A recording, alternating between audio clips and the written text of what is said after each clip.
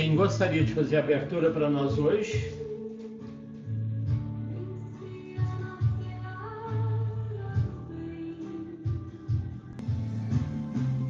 Vamos escolher uma pessoa? Pode fazer, Aparecida, para nós? Pode.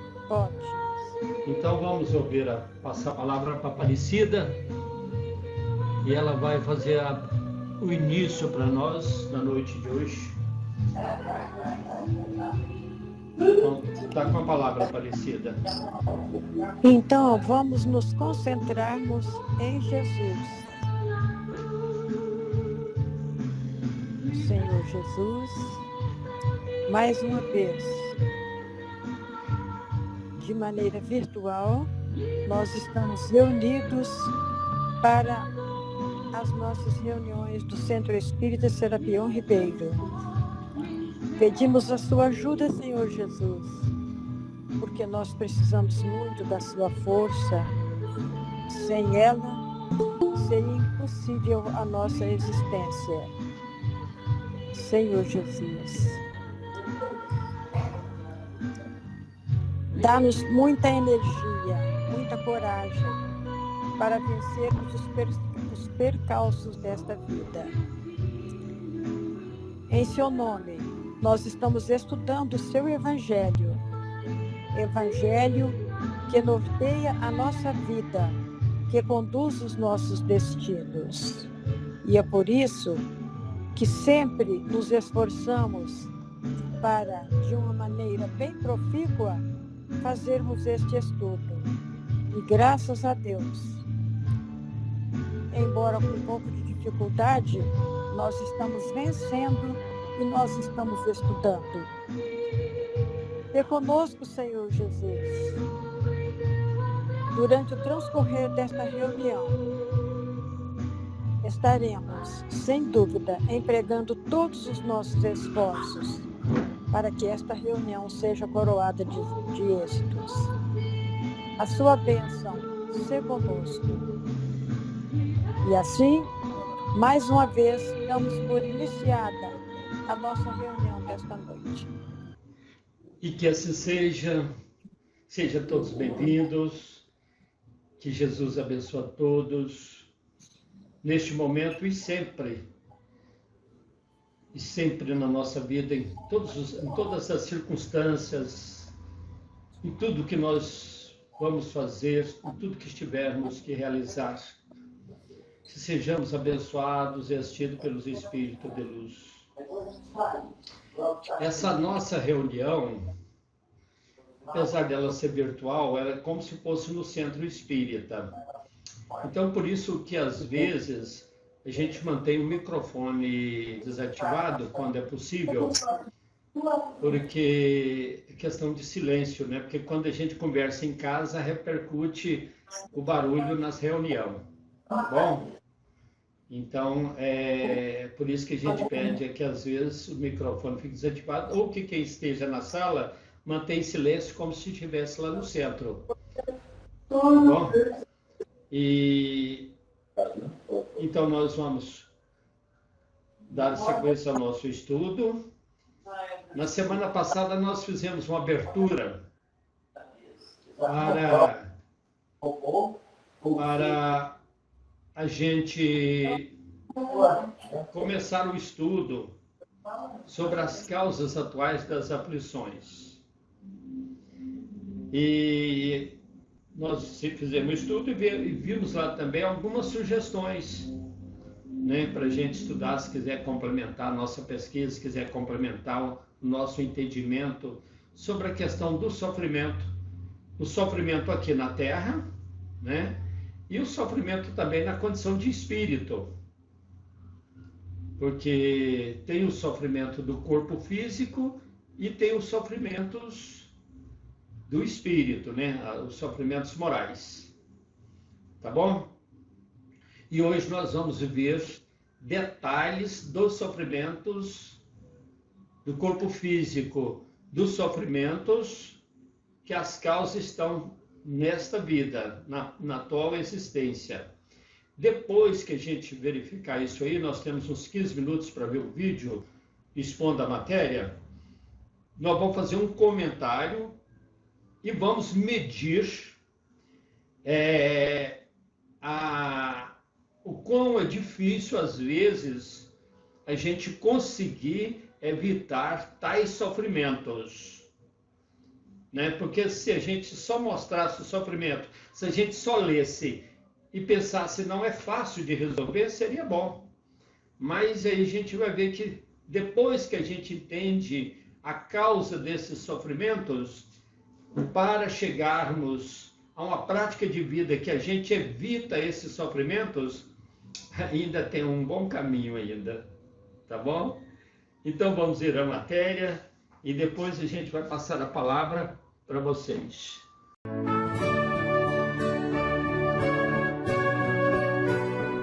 Estudando o livro O Evangelho segundo o Espiritismo. Olá, vamos começar agora mais um estudo do Evangelho segundo o Espiritismo, capítulo 5, Bem-aventurados os aflitos. E agora estudaremos mais um comentário de Allan Kardec, Causas atuais das aflições. Causas atuais das aflições. Item 4. De duas espécies são as vicissitudes da vida, ou, se o preferirem, promanam, quer dizer, originam, de duas fontes bem diferentes, que importa distinguir. Umas vicissitudes, alguns problemas, têm sua causa na vida presente, outras fora desta vida. Remontando-se, buscando-se a origem dos males terrestres, reconhecer-se-á que muitos são consequência natural do caráter e da conduta do que os suportam. Quantos homens caem por sua própria falta? Quantos são vítimas de sua imprevidência, de seu orgulho e de sua ambição? Quantos se arruinam por falta de ordem, de perseverança, pelo mau proceder, ou por não terem sabido limitar seus desejos? Quantas uniões desgraçadas, quantos casais que não dão certo, porque resultaram de um cálculo de interesse ou de vaidade e nas quais o coração não tomou parte alguma. Quantas dissensões, isto é, quantos conflitos e funestas e horríveis disputas se teriam evitado com mais moderação e menos suscetibilidade. Quantas doenças e enfermidades decorrem da intemperança e dos excessos de todo gênero. Quer dizer, quantas doenças e enfermidades decorrem da falta de moderação e dos excessos de todo tipo. Quantos pais são infelizes com seus filhos, porque não lhes combateram desde o princípio as más tendências. Por fraqueza ou indiferença, deixaram que neles, quer dizer, desses filhos, se desenvolvesse os germens, a semente do orgulho, do egoísmo e da tola vaidade, que produz a secura, quer dizer, a dureza, a indiferença do coração.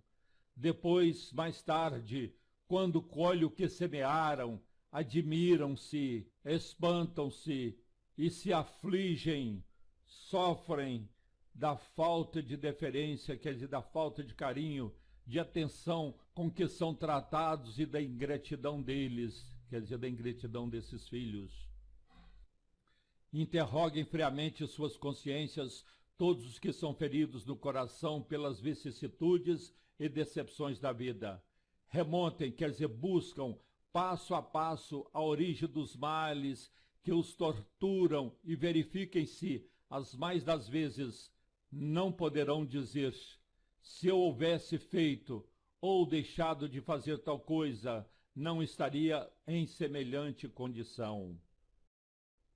A quem, então, há de o homem responsabilizar por todas essas aflições, senão a si mesmo?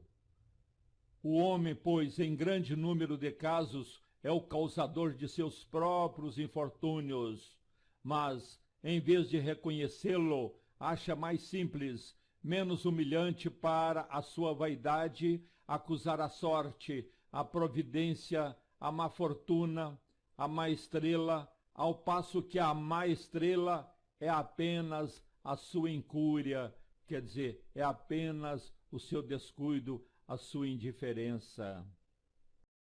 Os males dessa natureza fornecem, indubitavelmente, um grande contingente ao cômputo das vicissitudes da vida. O homem as evitará quando trabalhar por se melhorar moralmente, tanto quanto trabalha por sua melhoria intelectual.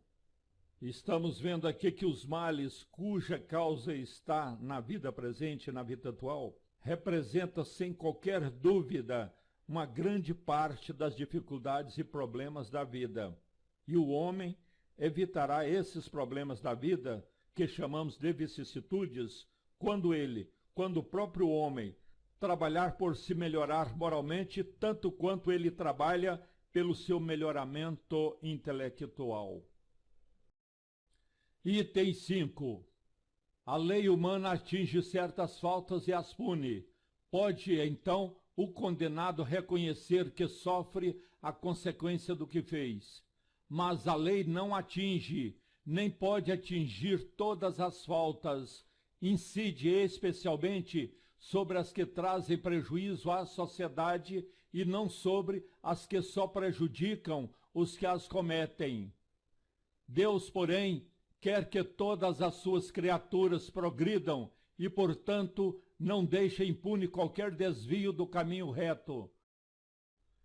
Não há falta alguma, por mais leve que seja, nenhuma infração da sua lei que não acarrete forçosas e inevitáveis consequências, mais ou menos deploráveis.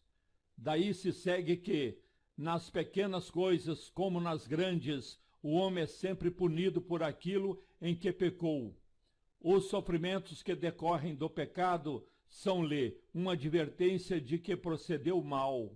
Dão-lhe a experiência, fazem-lhe sentir a diferença existente entre o bem e o mal e a necessidade de se melhorar para, de futuro, evitar o que lhe originou uma fonte de amarguras, sem o que motivo não haveria para que se emendasse. Confiante na impunidade, retardaria seu avanço e, consequentemente, a sua felicidade futura.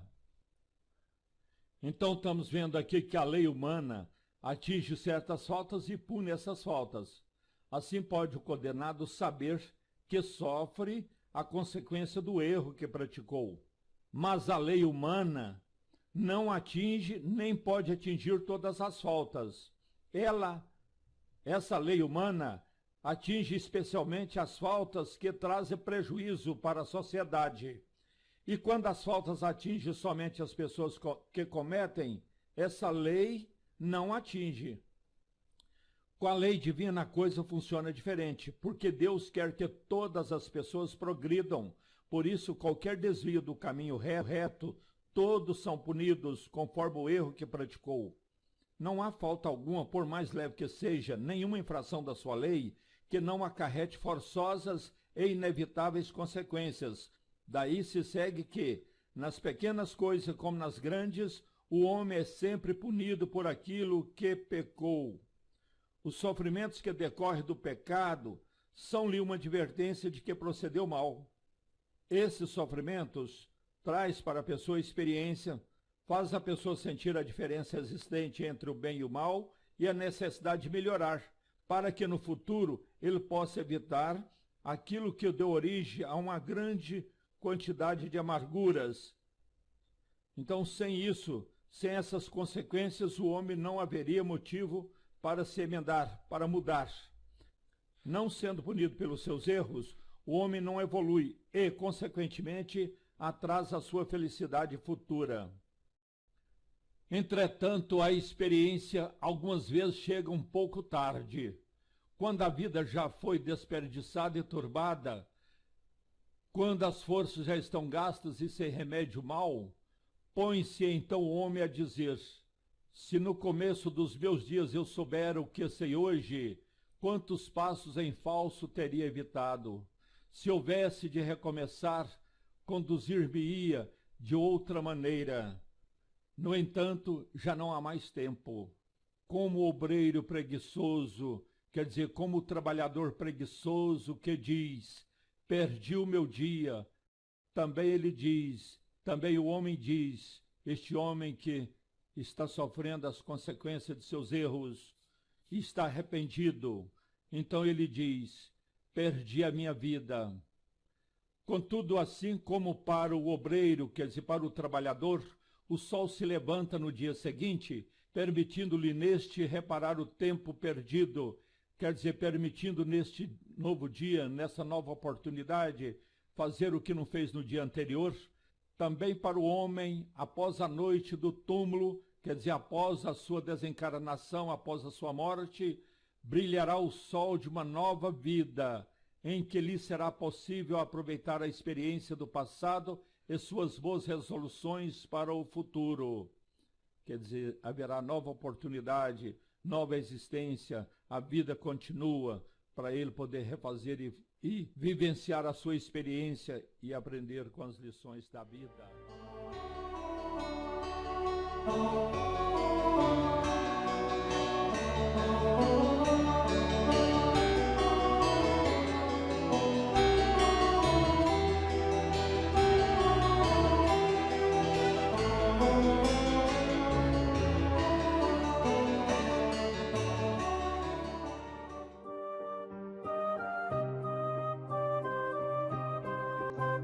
Pois bem, pessoal, então nós vimos aí um texto, né? Nós fizemos um vídeo desse texto, querendo mostrar para vocês e estudar com vocês essa realidade, procurando entender as causas atuais das aflições. Por que as causas atuais? Porque os sofrimentos tem dois tipos. Tem aqueles sofrimentos que as causas não estão nesta vida presente, estão em outras vidas. Quando nós estivemos estudando o capítulo 4, que falou sobre a reencarnação, nós procuramos fazer uma reflexão sobre a questão da reencarnação. Inclusive, procuramos assim descobrir um pouco a nossa índole, né? A nossa personalidade hoje em relação ao passado.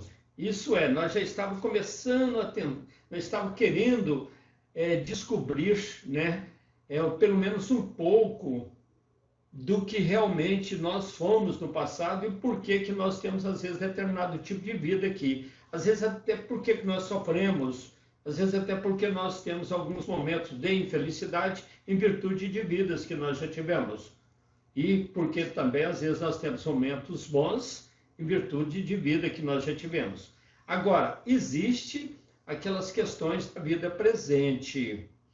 Quando eu leio um texto, geralmente eu pego os pontos principais do texto. Esse texto, vocês depois têm o Evangelho aí na mão, né? Vocês depois é bom que leia a hora que terminar a reunião, se estiver tranquilo. É bom que vocês peguem o Evangelho, vai lá no capítulo 5 e analisa, né, as causas atuais das aflições. São dois itens, o item 4 e o item 5. Então, vocês procuram entender se eu estou certo. Se eu estiver errado, vocês me corrigem, por favor. Lembrando que nós estamos em estudo. Eu posso cometer erros, eu posso equivocar na minha interpretação. Tá bom? Por isso que eu sempre convido aos irmãos um pouquinho mais de atenção aos estudos, descobrir um pouco mais aquilo que nós estamos buscando conhecer. Então, esse texto, eu pude, por exemplo, no item 4. O item 4 fez uma relação de tantos problemas que nós poderíamos evitar se tivéssemos comportamentos diferentes. O item 4 citou vários, né? Tem muita gente que às vezes passa por dificuldades, por quê? Por imprevidência, por falta de cuidado, né? Gasta além do que ganha, né? Tem muitas pessoas que vivem em conflito com os outros, né? Por falta de quê? Por falta de paciência, por falta de saber relacionar. Tem muitos casamentos que não dão certo. Por quê? Porque não tem aquele compromisso um com o outro. Às vezes casaram por uma questão de conveniência, né? Eu fico triste quando o cara fala assim, eu tenho que arrumar uma mulher, porque como é que faz? Eu não tenho quem lava roupa para mim? Eu não tenho quem faz comida? Para aí. Ele está querendo arrumar uma empregada, não é uma esposa, não, uma companheira, não. Certo? Né? A mesma coisa, às vezes a mulher fala, não, tem que arrumar um homem, porque esse negócio de ficar trabalhando, tá, tem que arrumar uma pessoa que me sustenta. Olha, gente, casamento é parceria, é compromisso, é amor. Agora, o que é amor? Até hoje a gente não entende bem o que é o amor. Mas o amor é a meta principal da doutrina do Cristo. Se o amor é a meta principal da doutrina do Cristo, o amor não pode ser coisa ruim. Tem que ser uma coisa melhor que existe. A coisa melhor que existe na humanidade. Aí você fala assim, amor é doação, é fazer a caridade. Gente, é muito mais do que isso. A gente estuda no Evangelho, nesse Evangelho aqui, de Kardec, que o amor é um nível de sentimento bastante avançado. A gente começa lá no instinto e vai desenvolvendo até chegar no sentimento mais avançado que chama amor. Então, é um estado de bem-estar indizível, uma alegria indizível. Então, o casamento precisa de pautar nisso. Ter uma certa alegria de convivência, um certo prazer de convivência, trabalhar isso. É claro que nós somos defeituosos. Marido e mulher têm seus defeitos, mas a gente procurar administrar para diminuir os conflitos, né? Educação de filhos, criação de filhos. Gente, tem tantos filhos sendo desviados, às vezes por um descuido nosso, né? Então, o item 4 falou vários itens aí que nós podemos melhorar. Agora, se nós já tivemos consciência desses itens e não melhoramos, porque nós não demos conta, gente, é porque não é fácil. Não é fácil. O nosso nível espiritual, nós ainda encontramos obstáculos. Aí vem o item 5. O item 5, então o item 4 falou de uma ideia principal. Eu peguei 4 ideias nesse texto. No item 4 eu peguei então a ideia dos problemas que nos fazem sofrer, cujas causas estão nesta vida presente. No item 5 eu peguei 3 ideias. A primeira ideia que eu peguei no item 5 foi o seguinte: nós somos seres humanos sociáveis, nós não vivemos isolados, nós vivemos em sociedade. Não tem como eu isolar da sociedade, não tem como, certo? Então eu preciso conviver com as pessoas, preciso conviver com a minha família, preciso conviver com as pessoas de um modo geral. Então existe, no Livro dos Espíritos, mostram que existe 2 tipos de leis para que controla a nossa vida. Porque se a gente vivesse sozinhos, cada um vivesse isolado, sozinho, não precisava de lei. Não precisava de lei. Pelo menos no sentido assim da vida em sociedade, de leis humanas. Mas o fato da gente conviver, precisar de conviver com outras pessoas, se você precisa de uma roupa, precisou de alguém que fez essa roupa. De alguém que plantou o produto para fazer aquela roupa, o algodão, seja lá o que for. Se você compra um arroz no supermercado, foi preciso de alguém que plantou o arroz, de alguém que colheu, de alguém que beneficiou o arroz, de alguém que comercializou, que trouxe para o supermercado. A gente não consegue viver sozinho. Então, existe uma lei que organiza a nossa vida em sociedade, é a lei humana.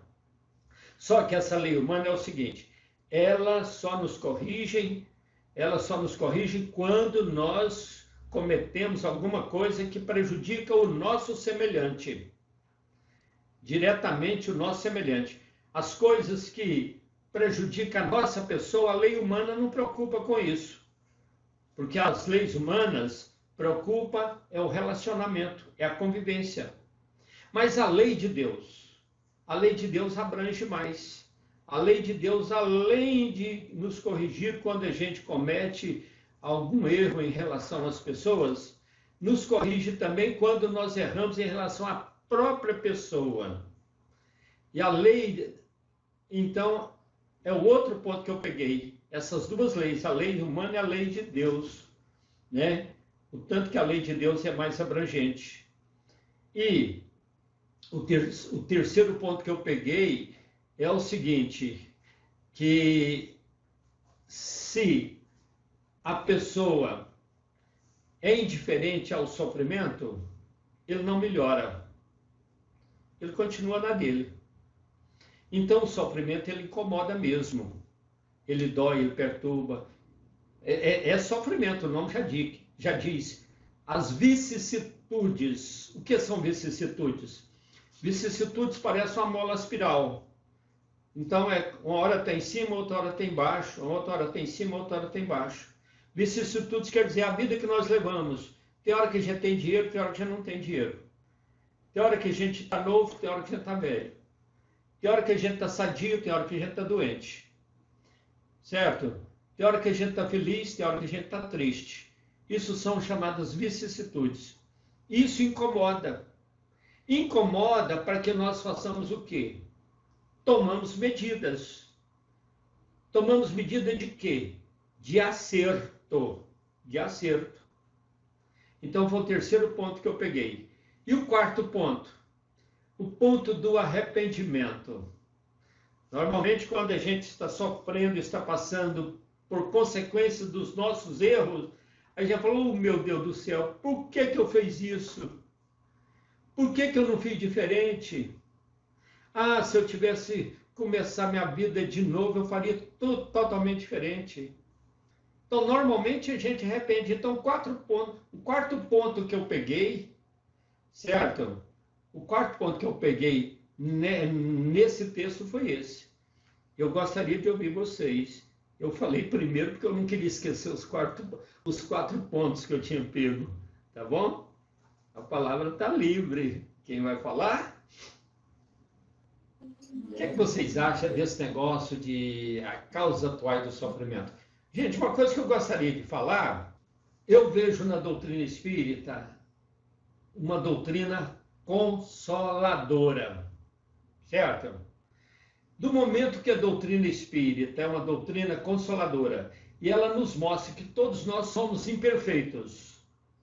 Todos nós somos imperfeitos. Se somos imperfeitos, todos nós erramos.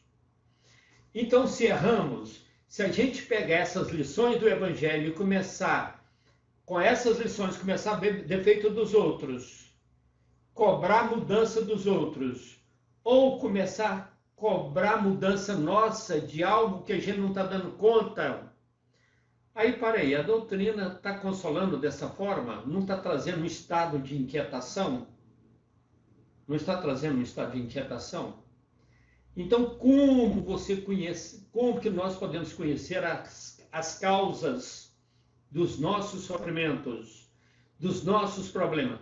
Trabalhar isso sem nos incomodar, sem aquela cobrança nossa, como se a gente já fosse espírito evoluído. Como? Reconhecendo o quê? Que somos ainda almas imperfeitas e que nós devemos ter a humildade para começar a trabalhar, mas reconhecendo que a gente erra, certo? Eu costumo dizer para o pessoal assim, olha, eu sou presidente do centro, mas não sou guru, eu não estou ali para dar um... Zé Ribeiro não tem problema, Zé Ribeiro está aí todo... Não é não, eu sou um ser humano como outro qualquer, tenho os meus erros, as minhas limitações, certo? Estou trabalhando. O importante na doutrina é isso, porque a doutrina me consola, mostra que se eu errei, eu tenho condição de consertar, que eu posso consertar, que eu posso ser feliz um dia, que a vida continua. É isso que é o consolo da doutrina. Não é para condenar ninguém, não. Nós não podemos usar o evangelho para condenar as pessoas. Isso é falta de caridade, tá bom? Quem gostaria de falar? Eu não ouvi ninguém. Ou senão, parei, todo mundo está falando de uma vez, eu quero uma pessoa de cada vez, né? José, então eu posso falar, né? Nós poderíamos, assim, evoluir sem que cometemos erros, porque nós não sabemos, ainda não temos conhecimento, tipo assim, se eu não tivesse feito isso, se eu não tivesse agido dessa forma. Então, poderia haver a evolução humana se nós não tentássemos sem saber realmente a verdade, tentássemos e nessa tentativa ocorresse mais erro do que acerto? Sebastiana, você falou uma coisa muito interessante, porque nós espíritas sabemos a causa dos nossos sofrimentos, não é isso? Mas o que você está falando, tem muita gente que não é espírita, às vezes nem sabe por que está sofrendo, né? Uhum. Mas o Evangelho nos mostra que a gente sofre a consequência do sofrimento e pela dor, pelo sofrimento, a gente tenta mudar. Agora, é claro que é um processo de aprendizagem. E todo processo de aprendizagem, Sebastiana, pode ter erros. Você imagina um aluno na sala de aula, ele não acerta tudo, ele erra. Às vezes ele fica até reprovado, né? Existe uma borracha, né, para apagar o erro. Só que na nossa vida, muitas vezes, não existe essa borracha, né, seu Zé? É preciso continuar, né? É verdade. A própria reencarnação é uma oportunidade de você corrigir os erros. Errar faz parte da nossa natureza, do nosso nível. Né? Agora, hein? Porque a gente não sabe se nós estamos... tipo uma adoção, né? Eu tenho uma adoção. Eu tenho um filho adotivo, né? Certo. Então, assim, aí eu penso assim, hoje eu penso assim, será que eu não cometi um erro? Ele tinha que viver a situação que ele veio para viver e eu interferi? Primeiro, você deve estar cumprindo com algum compromisso do passado, né? Você pegou um filho adotivo, não foi por acaso, né? E outra, você fez uma caridade, né? Você assumiu um filho que biologicamente não era seu, que por um motivo ou outro, ele não teve uma mãe biológica, né? Um pai para cuidá-lo. E você então assumiu, é uma caridade. Nossa colega, Dona Euripa, também tem um trabalho desse. Minha mãe tinha 2 filhos adotivos também, né? Nós éramos 4, eu e a Vilma e mais 2 adotivos. E eu acho isso muito bonito, acho lindo essa iniciativa. Não é toda a família que tem essa coragem, não. É uma qualidade. Agora, o porquê que a senhora pegou ele, por que ele é seu filho adotivo, é com o tempo que você vai descobrir, porque tudo na vida tem sentido, tudo tem uma explicação. Assim também por que você é mãe dos filhos biológicos que você tem. Você entendeu? Por que você tem a família que você tem, né? Então, tudo tem uma explicação, uma razão de ser, né? Agora a questão falando sobre o amor, né? Então, assim, se eu for falando assim, eu não marquei tudo, mas assim, eu acho que desse do amor é muito interessante. Assim, na minha opinião, eu acho que amor é a vontade de Deus, né?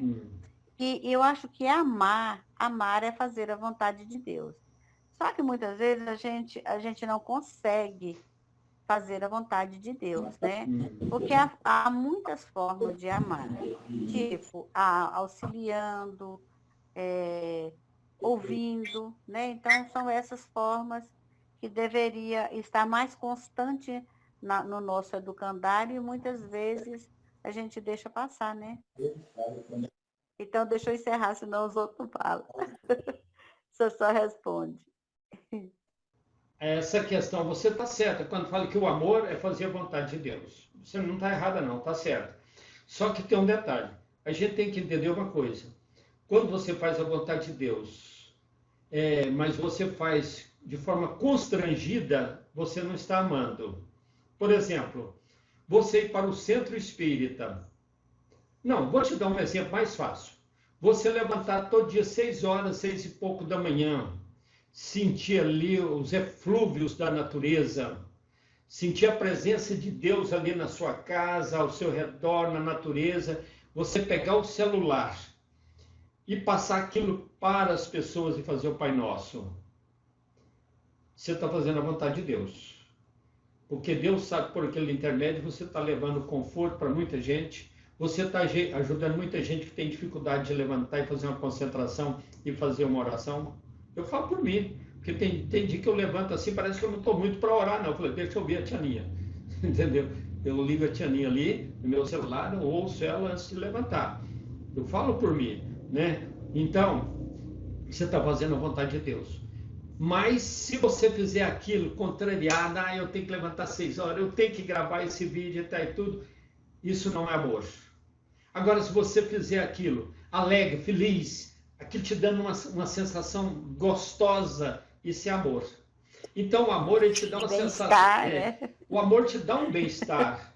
O amor te dá uma alegria. Certo? Te dá uma alegria. Quando você trabalha por amor, você trabalha por prazer de fazer. Agora, quando você trabalha por obrigação, vou te falar a verdade, você fica doidinho que chega sexta-feira, você fica doidinho que... né?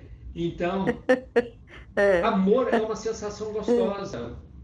Por isso que quem ama ajuda, porque ele quer compartilhar com os outros o bem-estar dele. Então, amor é uma... Eu imagino Jesus ali na cruz, arrebentado. Olha bem, vê o filme para vocês relembrarem bem daquela cena. Jesus na cruz, arrebentado ali, pregado.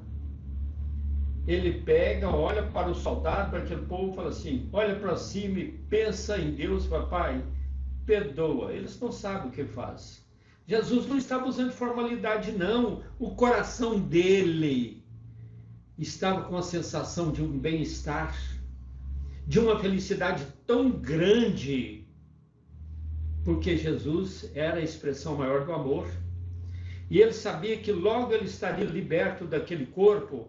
E estudando o livro A Caminho da Luz, nós vamos entender o porquê que Jesus tinha aquela atitude. Para ele não era sofrimento, para ele não era constrangimento, para ele tinha piedade. Ele tinha piedade.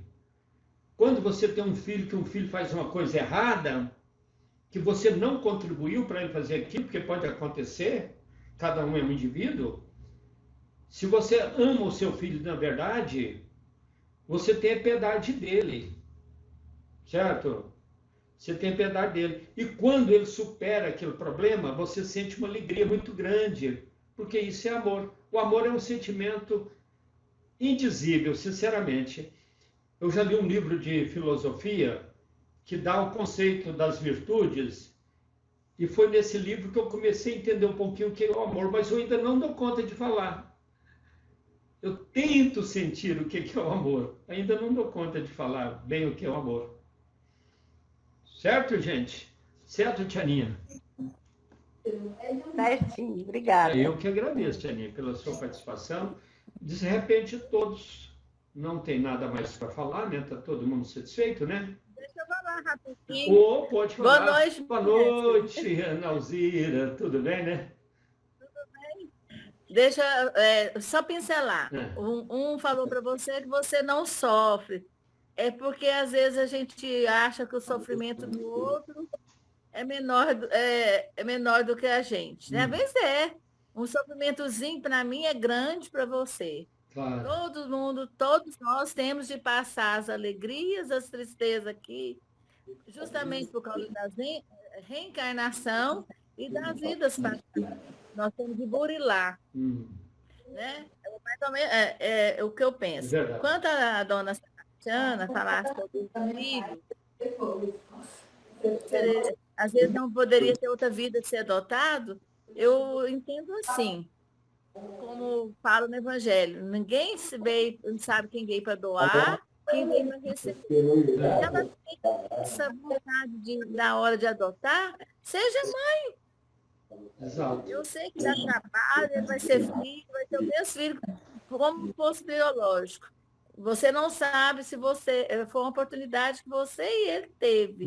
Só vão saber depois que as explicações das causas das aflições. Né? Vocês tinham que passar por isso, ser adotado, ser mãe adotiva. É verdade. É assim que eu entendo.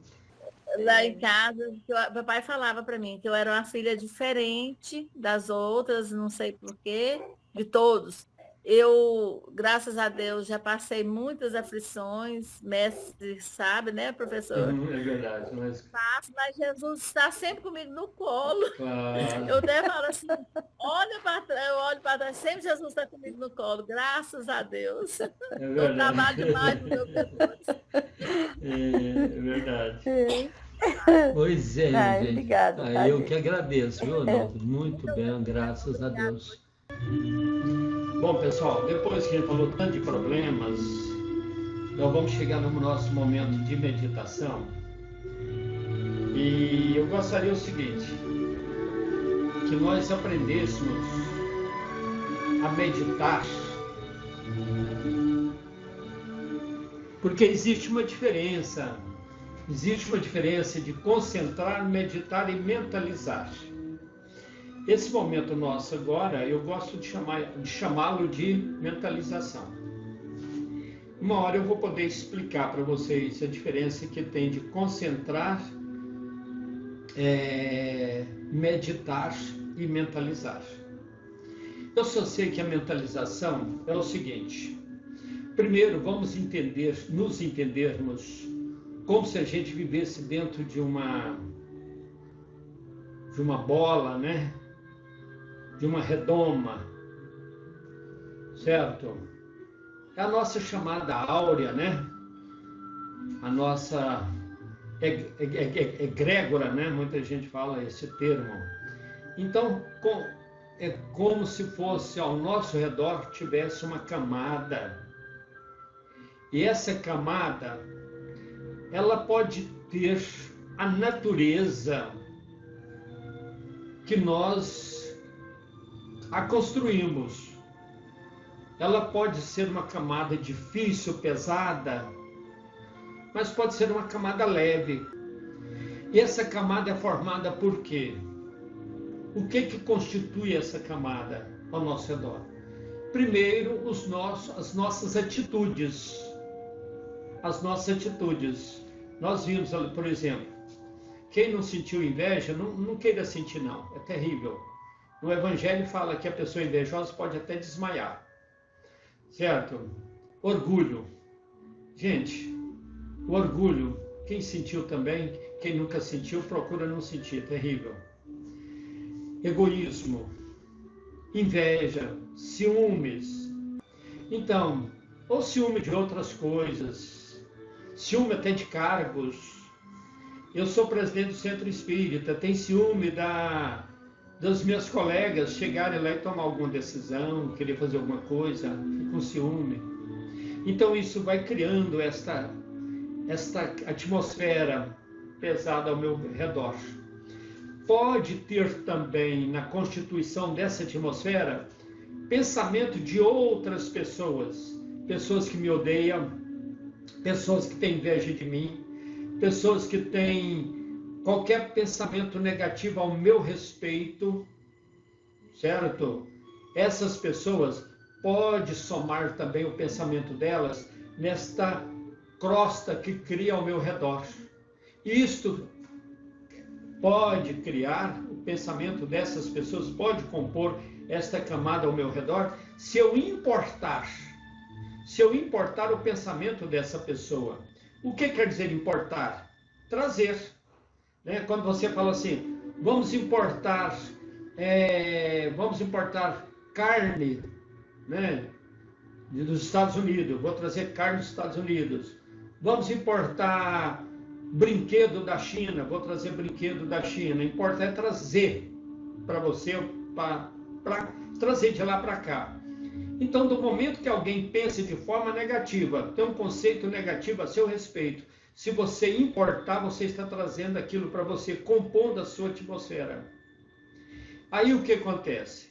Criando essa atmosfera, você está possibilitando os espíritos atrasados, cheios desses defeitos que existem, aproximar da gente, porque nós criamos uma atmosfera que atraiu eles, pela questão da sintonia.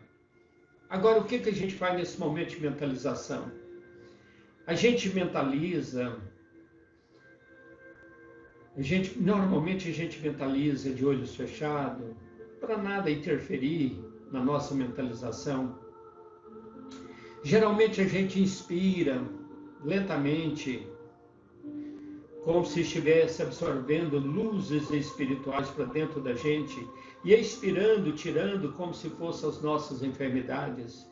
E a gente, na nossa mentalização, a gente vai criando assim aquela camada de luz que vai atingindo esta camada espessa que está ao nosso redor, essa camada pesada que está ao nosso redor. Vamos mentalizando ela para ali, clareando esses pensamentos negativos que estão ao nosso redor, essas influências que nós importamos de outra pessoa que está ao nosso redor, essa presença de espíritos inimigos que estão ao nosso redor. Nós vamos jogando luzes mentalmente sobre elas, sobre eles, que formam essa camada. E aí vai iluminando, vai iluminando, vai iluminando, até a gente interagir com a luz do universo, com a luz divina. A hora que a gente chega nesse ponto, a gente está no estado de alfa. A gente está num estado assim que parece que a gente está fora do mundo. A gente está num estado tão bem. Aí é hora da gente fazer o nosso pedido a Deus. É hora da gente pedir a Deus saúde para a gente. Pedir para a gente controle na vida material, que nós precisamos da vida material. Pedir para os nossos filhos, para a nossa família. É hora da gente mentalizar essa luz indo sobre eles. Por quê? Normalmente, quando a gente vai orar, em relação a essa camada que nos envolve, a gente tenta jogar essa ideia, essa camada para fora, empurrar ela. Como se diz, vai para lá, não me amola não. Isso não é o certo, porque se essa camada pesada, essa camada escura for expulsa, afastar de nós, mas ela vai existir em algum lugar. Ela vai perturbar em algum lugar. Mas no momento que a gente mentaliza luzes para ela ir clareando, nós estamos ajudando a melhorar o clima nosso ao nosso redor, o clima do nosso planeta, o clima do universo. Estamos ajudando a melhorar o planeta. Então é desse jeito que eu gostaria que neste momento vocês acreditassem que estão mentalizando essas luzes partindo da mente de vocês, clareando toda esta camada, essa atmosfera que possa estar pesada, seja a dificuldade, o problema que vocês estiverem atravessando. Vamos mentalizar que essas luzes que estão fluindo da sua mente vai clareando essas dificuldades, clareando essas pessoas, clareando esses espíritos que possam estar envolvidos no processo. E assim você vai clareando, vai entrando, vai abrindo espaço, vai ficando todo confortável a sua situação, você vai sentindo bem-estar. E a hora que você estiver sentindo aquele bem-estar, você mentaliza. Pode mentalizar com toda confiança que Deus está te ouvindo. Pode mentalizar com toda certeza que você está sendo assistido pelos espíritos de luz, pelo seu anjo da guarda, em favor das pessoas que você ama. Pode levar essa mentalização para os seus filhos, para o esposo, a esposa, onde estiverem, irmãos, primos, sobrinhos, amigos, inimigos também. Leve esta mentalização de luz, transpondo as barreiras, atingindo a plenitude da assistência da espiritualidade maior, dando conforto, dando bem-estar a todas as criaturas. Proteja todos.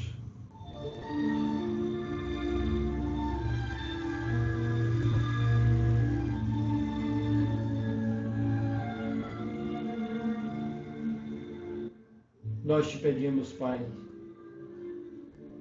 para todas as criaturas, sem separação de crença, de raça, de nacionalidade, sem distinção de condição social, econômica, sem separação de questões partidária, política, sem preconceito com raça, cores de pessoas, opção sexual.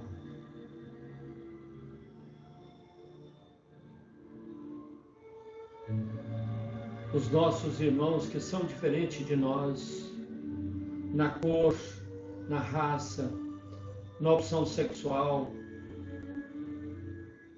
são nossos irmãos e muitas das vezes são melhores do que nós. Por que nós vamos discriminá-los? Por que nós vamos discriminá-los? Por que nós queremos ser melhor do que os outros, difamando as pessoas? Por que nós queremos ser melhor do que os outros, apontando o defeito do nosso semelhante? Oh, Pai, perdoa esse grande defeito que ainda temos, essas críticas destrutivas que ainda alimentamos, colocando no nosso coração o sentimento de fraternidade, entendendo que todos são nossos irmãos, apesar das diferenças, seja em qualquer aspecto, sejam todos amparados. Nós te pedimos, Pai, para o Brasil, principalmente agora nesta questão da pandemia, uma experiência, a última experiência passada dessa natureza há 100 anos atrás. Há 100 anos atrás aconteceu uma experiência igualmente a esta de agora, que foram muitas pessoas, inclusive o apóstolo da caridade, Eurípides Barçanufo, desencarnou vitimado pela gripe espanhola. E agora muitos irmãos estão desencarnados, vitimados pela Covid-19. Que seja todos amparados e acolhidos no plano espiritual, todos os desencarnados de qualquer natureza, todos os familiares do Brasil, do planeta inteiro. Que as tuas bênçãos, Pai, pode iluminar os irmãos desencarnados que ainda se arrastam na ignorância, no prazer da maldade. Que eles possam ser convertidos pelo teu amor, pela tua proteção.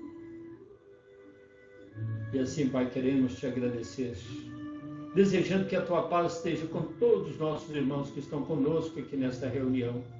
Que esses lares sejam inundados, sejam enchidos da tua luz. Que todos possam receber o conforto da tua proteção. Que nós possamos cada vez ser um pouco melhor. Que nós possamos ser um pouco mais felizes. Porque a felicidade, segundo o teu conceito, Pai amado, é a expressão do amor. Que nós possamos sentir todos na tua proteção. E assim, Pai, com os corações agradecidos, nós vamos dizer, Pai nosso que está nos céus, santificado seja o vosso nome, venha a nós o vosso reino, seja feita a vossa vontade aqui na terra como no céu. O pão nosso de cada dia dá-nos hoje o Senhor. Perdoa, Pai, as nossas dívidas, assim como nós perdoamos os nossos devedores. E não deixeis, Senhor, cairmos em tentação. E livra, Pai, nós de todo o mal, que teu poder é o reino, a glória, hoje e sempre. E em teu nome, Pai, nós agradecemos a assistência dos Espíritos de luz. Agradecemos a presença de todos os irmãos que estão conosco nesta noite. E desejando a todos muita paz e que Deus abençoe a todos. E assim nós damos por encerrada a nossa reunião. A todos uma boa noite, muita paz, muita luz e uma boa reflexão de vida. Até na próxima segunda-feira, se Deus assim o permitir. Que Jesus abençoe a todos.